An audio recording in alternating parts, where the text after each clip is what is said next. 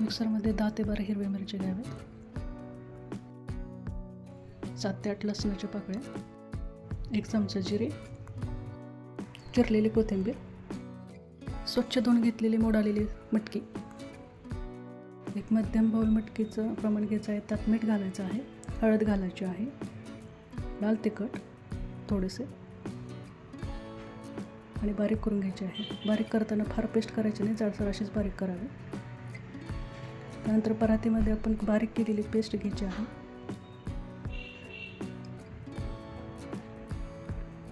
नंतर त्यामध्ये 3 ते 4 वाट्या गव्हाचे पीठ घ्यायचं आहे, चिरलेली कोथिंबीर, मीठ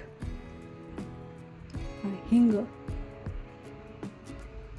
कसुरी मेथी, थोडीशी हळद, थोडंसं तेल, 1 चमचाभर.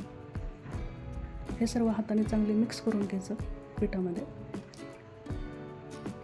नंतर पाणी घालून मध्यम असे स्वरूपाचं पीठ मळून घ्यायचं.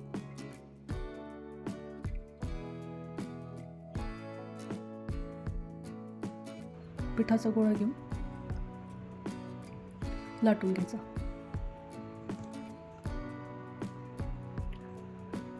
त्यानंतर तव्यामध्ये दोन्ही बाजूने छान असे खरपूस भाजून घ्यायचं आहे. तेल लावून दोन्ही बाजूने तेल लावा.